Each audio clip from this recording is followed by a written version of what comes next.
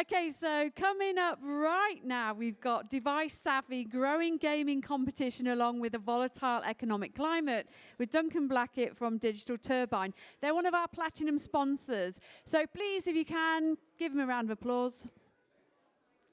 Yay! So, device-savvy, growing gaming competition along with a volatile economic climate. Good morning, everybody. My name is Duncan, and I'm the head of sales for the EMEA region at Digital Turbine. But don't worry, I'm not going to be selling you anything this morning. In terms of topics, they're threefold this morning.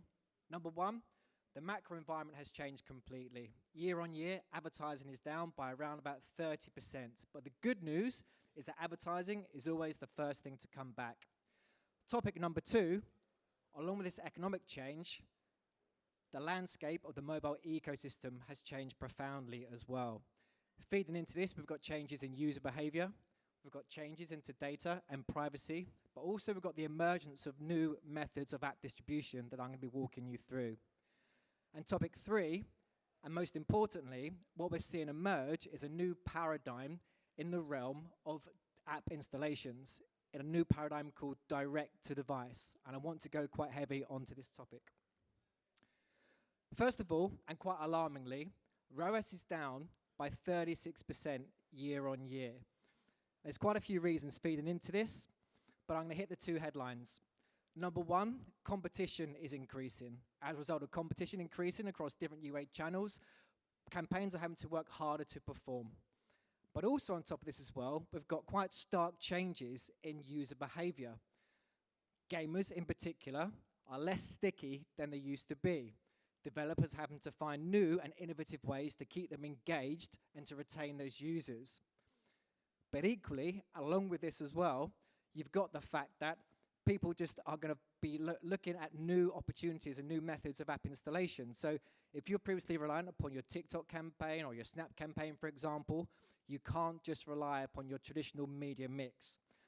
With all this change, it's breeding innovation, and UA marketers really have to adapt and raise their game if they're going to capitalize. So the skill set of a UA marketer is changing, and it's changing quite starkly. Reasons for this really are data and privacy-led. We're seeing the significant first-party data moves, and UA managers who aren't on top of these changes really are going to be left behind. You've got to navigate these new policy privacy frameworks that are out there. You've got to be on top of new entrants into the space, but also UA marketers have got to become better forecasters as well. Without adapting, you really are going to be an industry relic and you're going to get left behind. As a result of all these changes, we're also seeing significant growth in the size of UA teams. Now, I know there are varying degrees in terms of the size and shapes of games developers out there, but by and large, as an industry average, UA teams used to average around about 3 in total, and now we're seeing this increase to around about 4 people per team per developer, which is adding headline costs to every gaming studio that is out there. Unfortunately, these challenges are only going to get tougher. Data and privacy. They are the key watchwords here, and it's these influences that are shaping the industry the most. I'm going to call out a few marquee events. It all began here in Europe with GDPR in 2016. We then had Google's introduction of the privacy sandbox. The US then ironically called our code for once and introduced legislation by way of CCPA. We then, in 2021, had Apple announce ATT, and of course those changes were introduced with iOS 14.5. And just to put the cherry on the cake, Google then announced in early 2022 that it was bringing through the privacy sandbox onto Android as well. And why is this so significant? Well, ultimately, it's leading to the depreciation of third-party identifiers and the growth and importance of first-party data. This is a familiar theme throughout this discussion. The reality is, if UA marketers are not on top of the importance of utilizing first-party data, you're really going to struggle for growth. Digital Turbine often conducts surveys into the marketplace, and we regularly speak with developers and ask their UA gaming studios a series of questions. And principally, what we want to know is, where are you investing your UA dollars? Quite surprisingly, we've actually seen that the majority of gaming studios are continuing to invest in traditional channels, be it web to app, be it search, be it ad networks. If developers don't start to diversify where they are placing their ad spend, they're really going to struggle in an environment where depreciation is the norm. Now, are you too reliant upon your traditional UA channels? It's a known fact since the dawn of time that media dollars follow eyeballs. And where are these eyeballs right now? The eyeballs are on the hottest real estate in the advertising world, your mobile phone. But what's really significant about maximizing the opportunities that your mobile phone presents in terms of acquiring and engaging new users is knowing exactly the type of user behavior you want to attract. In the Android ecosystem, there's 2.5 billion live Android devices.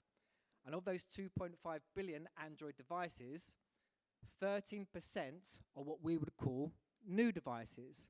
Now, these are devices that are 3 months old or less. And why is that really important? Well, if you can hit these new engaged users when they've booted up their device for the first time, that's where you find your most valuable user. Ultimately, when people make a big device purchase, it's very considered. It will often coincide with a major life event, be it the acquisition of a new house. You could be purchasing a new car, you could be getting engaged or married, or indeed you could have the birth of a child. So quite strongly, there's a correlation between a significant life event and people making a big purchase, like buying a new device. And this is when users are most receptive to app discovery. You might be looking for a new finance deal. You might be looking for a new insurance deal. You might be looking at a new streaming platform. This is when the new user is most engaged, when they first unbox their device. So of course, as a consequence of this, they're more receptive to different methods of app discovery. Now, when users are looking to acquire and find new apps for their purposes, they will still rely upon word of mouth. And of course, they'll still continue App Store search.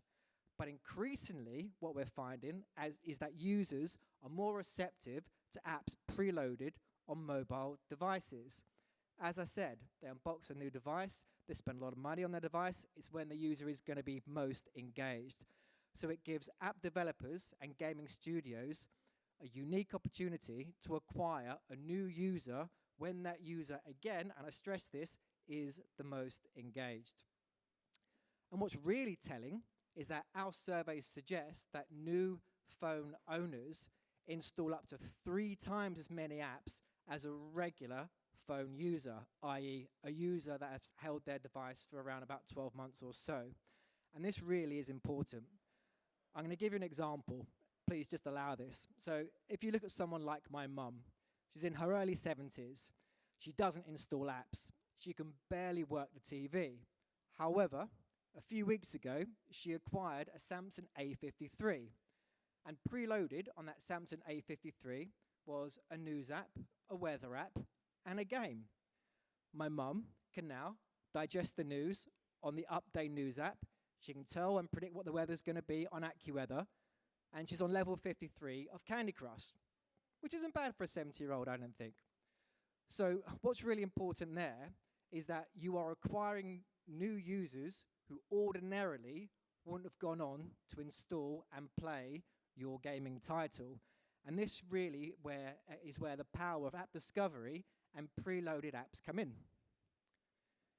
Feeding into this trend as well, we can see that users are becoming increasingly agnostic, or appnostic, if you will, in terms of what apps they're looking to seek out. Studies suggest that the average user unlocks their device 250 times per day. And equally, users will open up their device 50% of the time without a known destination in mind. So if you can not only acquire a new user on the first day that they unbox and set up their device, but then also acquire a new user throughout the life cycle of their device, you've got a very powerful solution. Like I said, advertising dollars follow eyeballs, and these eyeballs are on device. So what kind of opportunities are there at the device level? Well, they're multiple and they're varied. Headline, Digital Turbine install apps on devices.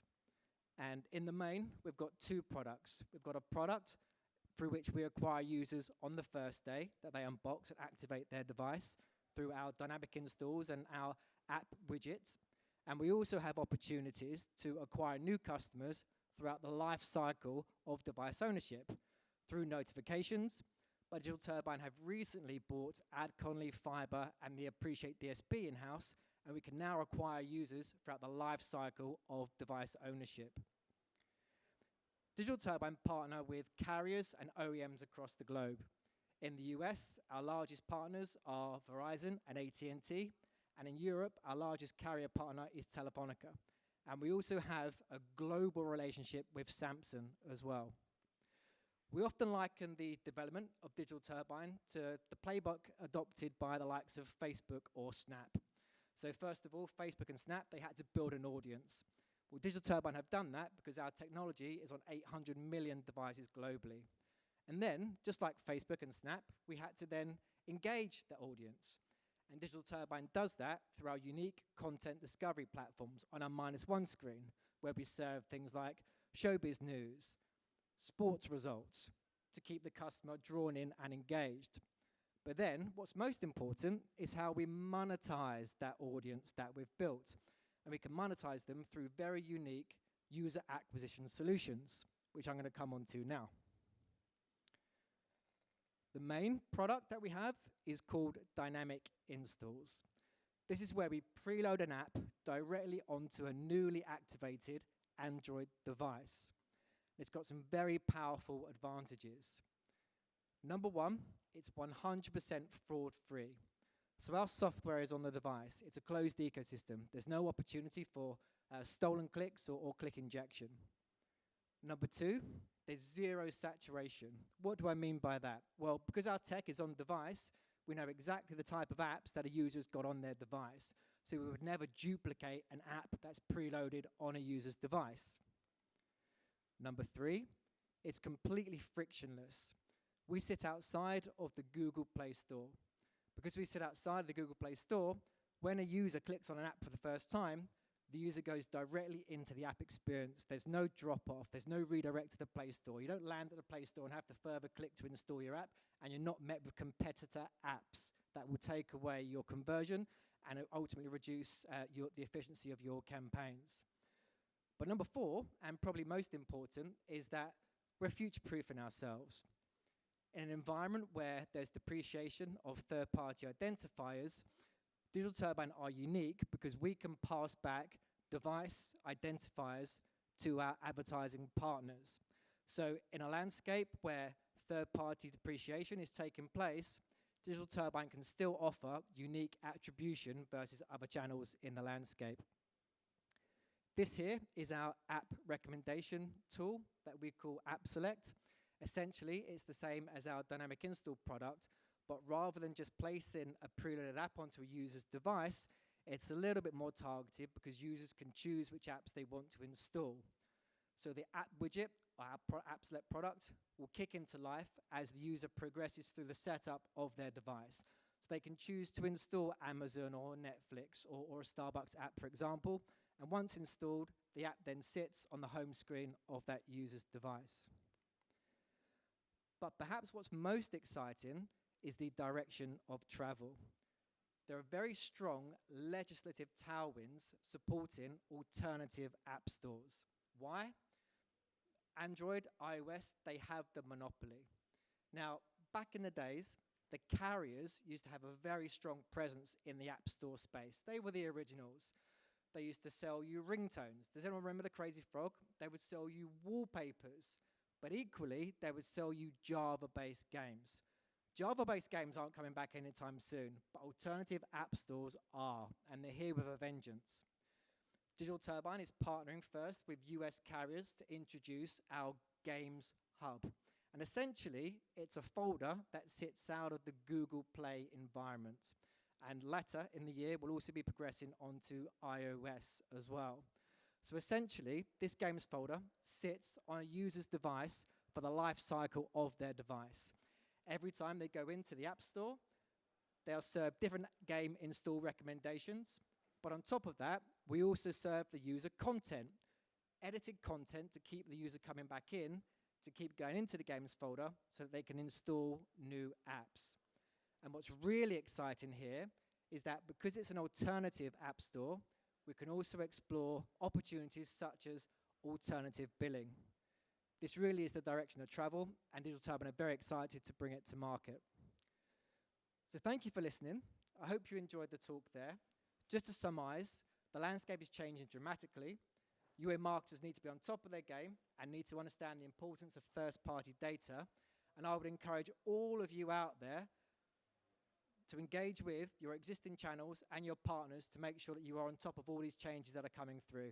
Thank you for your time. If you have any questions, please fire away. Thank you. Any questions for Duncan? Yeah, we've got a question at the back. Here I come with my Make it an easy one. Annika Rice style microphone. I'm like showing my age. Hi, thanks for that. How do commissions differ with Digital Turbine? So if it's a sort of a third-party platform, are the commissions the same? Are they still 30% on IAP? It's a good question. So that's more of a to be determined. I mean, the Google tax is quite significant, right? And I think that if we were to still share from the incumbents, we'd have to make it very enticing. But that still is a TBD. But yeah, it would be encouraging, it is all I would say. I've got a question, and it is, what is the most exciting thing that's going to happen to mobile this year? We've gone through a massive drudge of just basic crap over the last few years of the same old, same old. So what's exciting and new as you see it? For me personally, I've been holding off from changing my device because I'm actually waiting for a USB-C port to be put into my phone. So for me, that's going to be the most exciting thing. That's going to happen later in the year for me. But I don't think it's the technology behind phones so much. I think different iterations of devices, they change slowly. You might get a bit more data. You might get a bit more power with a new chip. But for me, the most exciting thing in terms of gaming, it's the advent of metaverse and everything that can be exploited on the mobile phone as a result. Thank you very much, Duncan. Pleasure. Thank you very much indeed. Please give it up for Duncan. He didn't get a massive round of applause to start off with, but now you should roar. Thank you.